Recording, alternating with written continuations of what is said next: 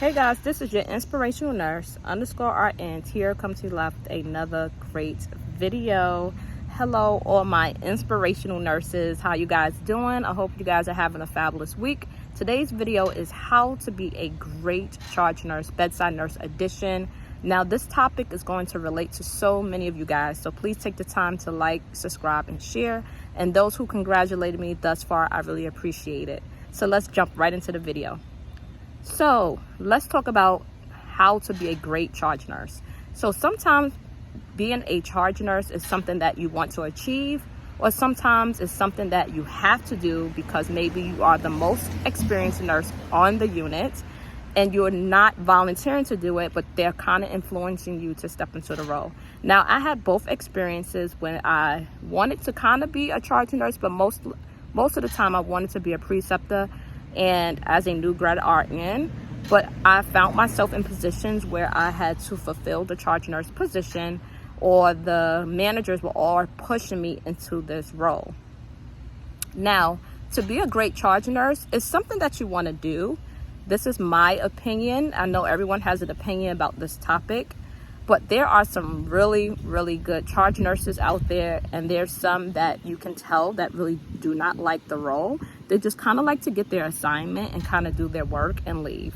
So it's kind of like my current position that I'm going into is currently being filled by a DON that really do not want to do anything with management, and she quickly let me know like this is not what she wants to do. She just wants to just do. So you kind of meet different nurses as you move up as a bedside nurse. And for some new nurses, I found a lot of new grads are really interested in this role, to take on the leadership role on their unit, which is fabulous. To be a great charge nurse, I think takes experience, and I will always suggest that you make sure you have a strong foundation in that area. So if you're a charge nurse on the surgical unit, I like to use the surgical unit because I find a lot of nurses are very interested in like the surgical wing in the hospital. Then you want to excel in your skills coming on, right, as a new nurse. Imagine, right? And what I was seeing in the hospital I was in formerly was that new nurses were being pushed into these roles, and my belief was that the hospitals was doing this to try to retain the nurses, right? They was pushing them into these roles, but these nurses haven't even completed their training or haven't have confidence in a lot of the skills that was needed on that particular unit. So as an experienced nurse, this is very frustrating because they are excelling in their charge nurse role, but not on their bedside nurse role. So they were like coming to me to help them with NG tubes and trachs and things like people were not familiar with. So yeah. So at the time when I first started, I was not interested in taking a charge nurse position. Becoming a great charge nurse is knowing your boundaries, I believe, as a nurse. Know what you are comfortable with and what you're not, because once you take the phone and the assignments, you are responsible for a lot of things as a charge nurse. You are responsible for the assignment, the schedule. You are responsible for every nurse, every visitor that comes on that unit, the operations of the nursing team, right? You are underneath the unit manager. So the unit manager can influence how great you are at being a charge nurse. Now, if you have a really good relationship with your unit manager, then you really got you got lucky in this area, because sometimes not every nurse gets to have that great relationship with their unit manager. It can affect you as a charge nurse because you might want to do the assignments a particular way, but then your unit manager may strongly disagree and might want to do things. And most of the time I find that most unit managers and charge nurses sometimes favor certain staff members that kiss butt. I don't know, guys, baby, I've seen a lot of things, but and what happens is then they pick their friends to have an easy assignment, or they treat their travelers horribly. And my opinion about anything that you do to be great at it is to be fair. You always want to be fair in every role that you take on, because you have to put yourself in that person's shoes. How would you feel, right, if you was treated unfairly because you don't have or you don't kiss up to the charge nurse or the unit manager? how would that make you feel? So I have been in those situations. I have been in a situation where I even came onto a shift and the phone and the assignment sheet and everything was just left for me, and there was no report, and I was like, not happening. I was not having it, guys. It was, yeah, it was not happening, because that should never happen. In order to be great at something, you need to have strong leaders that is doing the right thing, that is around you, that's influencing you to do the right thing. The number one tip to be a great charge nurse is to know your team. You want to know their personalities. You want to make sure you're really good at picking assignments. This can make and break the ones that are going to be working the floor underneath your assignment. Some charge nurses are not trained. So during the COVID pandemic, I found that new nurses were being thrown in this role, experienced nurses was being thrown in this role, but there was no training. To me, that is very dangerous. I feel like everyone needs to be trained in order to feel fulfilled, right? Or to have a foundation where they can build on their skills. But if you come into this role not trained, then on top of this, guys, my hospital had you still take your 8-patient assignment while you was a charge nurse. So this was a no-no. So guys, I walked into shift 6 a.m. and found the phone and assignment sheet, and everyone was like, well, you know, all the managers was like excited for me to take on this role. And I'm like, I do not want to take on this role like this. First of all, I was not trained to do this job, and I do not want to have this position and have 8 patients. I am not doing it. Now, yes, I am the one that would be saying no, which to some people, they don't like that. They don't like a nurse to say no. Everyone kind of wants to like make the unit managers happy and, you know, and make them proud of them. But for me, I always look at the safety and compliance. That's probably why I'm a manager at heart, because I'm just like the nurse that's like, no. Especially during COVID, guys, it was very, very, very unsafe, because not only was your patients coding, but the nurse's patients was coding. And as a charge nurse, it's also your responsibility to be there every time there's a code on the floor. You need to be supporting your nurses. You need to know who to call, how to get to that provider. You need to be able to get around the hospital system, right? You shouldn't be fumbling around with the phone trying to figure it out. That is a no-no. And it doesn't give you confidence or self-esteem either to do the job, you know. So I was a big pusher on education, because I believe if you educate a nurse, she can fulfill that role, even if she doesn't want to, but they can step up to the plate and do it for a day or so. So, right, I have met some charge nurses that were really good at making sure that the assignment of the patients you get with their personality matches your personality, right? So if you're a social person, likes to talk, loud, in the morning person, they're not going to put you with a grumpy patient or someone that's very introvert. They kind of try to pair you right with someone that you can socialize with, make them really feel good. And if they master this art, then the customer service for that unit is going to be very high. Now, guys, I was rewarded at my hospital, one of my former hospitals, for excellent customer service. I actually got a medal for it, because I'm big on safety. Again, I do like to have fun during my shift, and I don't mind being a leader. I was already a leader, because there's a difference between you being a natural leader and actually being in a role. Some people that's in the role that has the degree for that don't know how to fulfill that role, but some people are naturally leaders. I had lots of charge nurses coming up to me and asking me about certain things, or how to do this or how to do that. So I was always that leader, but I didn't want to be influenced by a big organization to fulfill a role just because they wanted me to be in those positions. I actually just wanted to precept and actually teach and be more on the training side, like maybe like a nurse educator or things like that, because I found really cool ways to educate the patients on, like, if they're having surgery.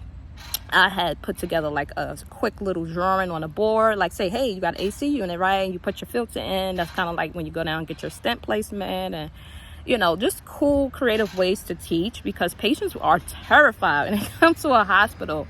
And there's nothing like having a good presence in the room when that nurse comes in the room. And it's nothing like having a really strong charge nurse that comes in to support you. So that charge nurse is supposed to be there if there's something going on with your patient, or maybe the change of condition is happening, right? They're supposed to be on top of that, supporting you. Like if there's a cold, you're not supposed to be stuck in the cold by yourself, which I was stuck in the cold by myself coming into the hospital. One of my patients was bleeding internally on a surgical wing, and I knew she was, and they could not believe, like, they were so stuck on how I knew versus helping me, that I spent 4 hours with this patient. No one was coming in at first to help me with labs, and finally someone seen me like struggling. I had 2 pumps going. I'm trying to get an IV because at this point she was about to discharge. She would have died at home. And everyone starts to panic when they see me work. I mean, literally, this patient, I was pushing for the surgical team to get films or labs, because I had a feeling. I just looked at her and I just had this feeling like something's wrong with my patient. She just was just like us, young, walkie-talkie. Her husband was there to pick her up. She has young kids. And I was like, I just automatically canceled her transportation, and I was like, called the surgeon right away, and was like, something is not right with this patient. And they kept saying, oh, just watch her, and they didn't pay me no mind. Once this happened, guys, this is how you make your mark.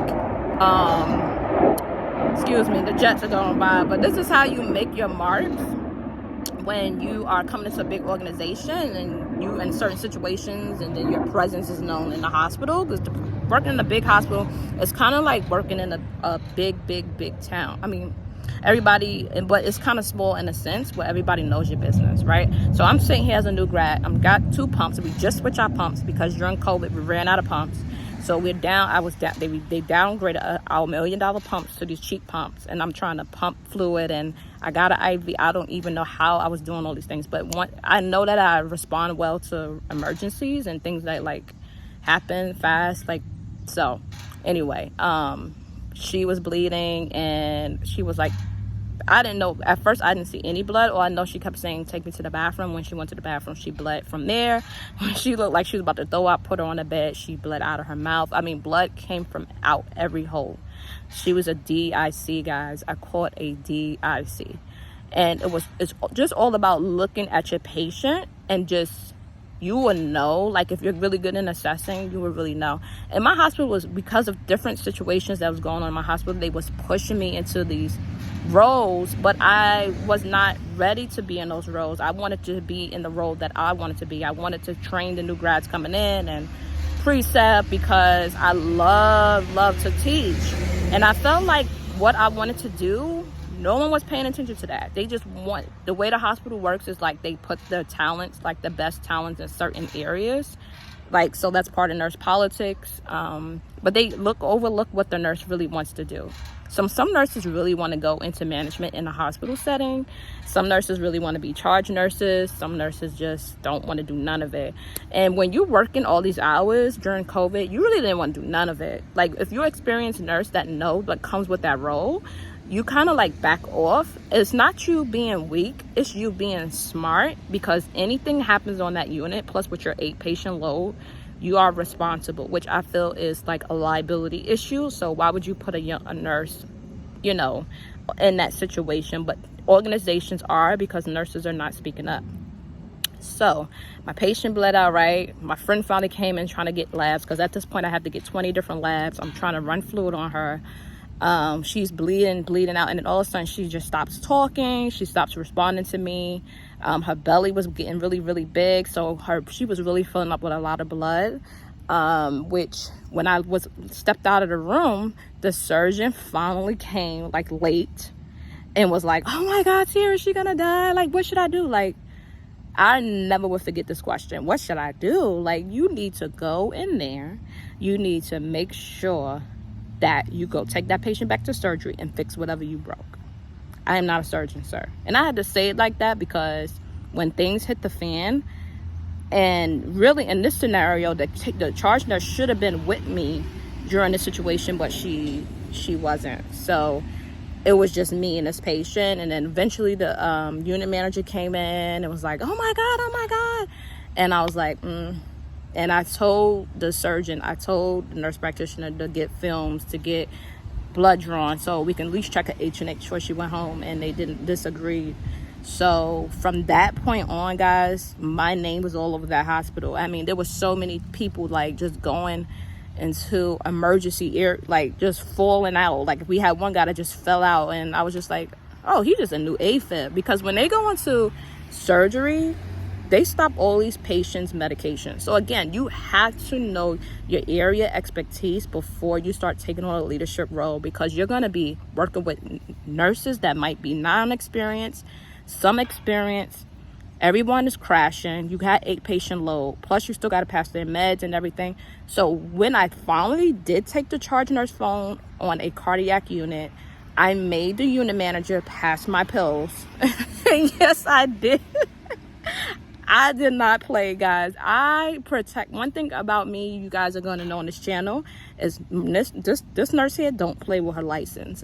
I do not play with my license, and I know what I'm worth. I know what I can handle and how to take care of these patients. These patients are just falling out, and I was like, this guy here, he's AFib. Like, he has to be off his meds. It took the doctors 2 hours to figure it out. Meanwhile, the unit manager and charge nurse was like, talking behind my back, like, how does she know all this? Like, oh my God. And the unit manager said to me, well, it takes years of experience to get to where you're at, Miss Fleming. Like, how do you know these things? And I'm just like, God just gives me this gift, and I just know, like, when they're passing out, or so every time there's an emergency, people are calling me and asking me, to be part of their emergency and help them out and stuff like that. Now, I did desire working in the ER, but I see that what I'm really good at, but I also see where God want me to be at in this position. I mean, and just being a nurse, period. I think I'm just more influential just being in the leadership position and training my staff, and now God has given me the seat to be able to do this. So do you know how powerful that is to actually be what God wants you to be? Because if you look at the bigger picture, you are influencing thousands of staff. You're hiring, you're firing, you're impacting your team, and you also increasing customer service, and you are somebody needs to have a great leader, and in order to do that, you have to start having experience. I will never suggest just become a charge nurse just because your hospital said, well, you have to be it because you're the only nurse, everybody's new grads. You do not have to do anything that you do not want to do. And the only people who take those positions without questioning anything are usually your new grads, because new grads are coming in, they want to impress, and they want to fulfill those roles. But like I used to tell these new grads, do not let these organizations influence you. If you're meant to work with a certain patient population, like oncology, learn your oncology patients, learn your chemo drugs, learn how to do chemo, get chemo certified, get these things under your belt. So when you are a charge nurse and several people are coding, and because people in the oncology unit always coding, right? You know what to do. You know how to get around your unit. You know who to call. You know how the politics work in the hospital. You know all the little secrets and things to help your nurses feel confident working that shift under you charge nursing. So just remember that in order to be great, you want to have experience, but you want to have boundaries, right? You want to set your boundaries. As leaders, you should know what you are not going to be doing and what you are going to be doing. You should have some type of boundaries, not just be open to take on any type of role. Now, some hospitals pay you a little bit extra. If you are a charge nurse, you might get $1.50. Some people pay just a few cents more, but that's the most that I saw in the hospital. Comment below if they pay you a little bit more in your hospital, but I know for the hospitals I was in, they only paid you $1 or $1.50 to fulfill the charge nurse role. And the charge nurses work from the beginning all the way to the end of that shift until the next charge nurse comes. And they have a lot more that they have to do and answer to when things are not going right. Because the first thing they say is when there's a complaint from the family or the patients, they're going to say, who's the charge nurse? And the charge nurse is the one that's going to take the blame for the team. But if that charge nurse is very aware of the situation, is paying attention to who's visiting the floor, who's doing what, that charge nurse will be able to handle those complaints, So I hope this video was super helpful. I know there's some future charge nurses on this channel, or people who have been in those situations before, whether you volunteered or you didn't. Let me know your experiences. I had lots of experiences with this, and that is not something that I wanted to take on, especially working during COVID, guys. It's just a whole lot. But some people who are really good at it, some people bring candy, and like some charge nurses just know how to get people to work when there's nobody working on a Friday, and they trying to get everybody. They like, hey, if you work this day, we'll do this for you, So I like charge nurses. For me, a great charge nurse is one that is like my shadow. As soon as I'm doing something, they're right behind me. Hey, don't forget your heparin to check this, or check your PT and INR. Hey, don't forget that your blood is getting ready to be empty. But I also like charge nurses that if they see a fluid bag that's getting ready to be empty, they go in and they put a new bag up. If they see that the bell is going off, they go in and answer the bell. If they see that, I'm drowning, they'll come and they're my right hand and making sure that I'm not drowning. And they're taking on those tasks as well, helping out the nurse, rather than a charge nurse that hides in the room. Now, I've seen this before, guys. Charge nurses hiding in the break room. Like, I ain't doing this. I don't want to be no charge nurse, and sitting there and just don't care what's going down on shift. That is not a good fit. If a nurse feels good when she comes in and that charge nurse is leading at the forefront, the team is doing their part, it makes you want to work. But when you come in and it's just a hot mess, no one likes hot mess. I don't know about y'all, I don't like hot mess. But I had experienced all types of charge nurses. And, everyone has their different leadership style. So even if you feel like you're quiet, you're an introvert, doesn't mean you're not going to be a good leader. You don't always have to be social. You don't always have to be, like, not yourself. The best way to be is yourself. Don't try to fake it. And don't kiss up to nobody. It doesn't even get you anywhere. So hopefully this video was super helpful for those who are future leaders on this channel. I am your girl, Tiara, and I'll see you on the next one.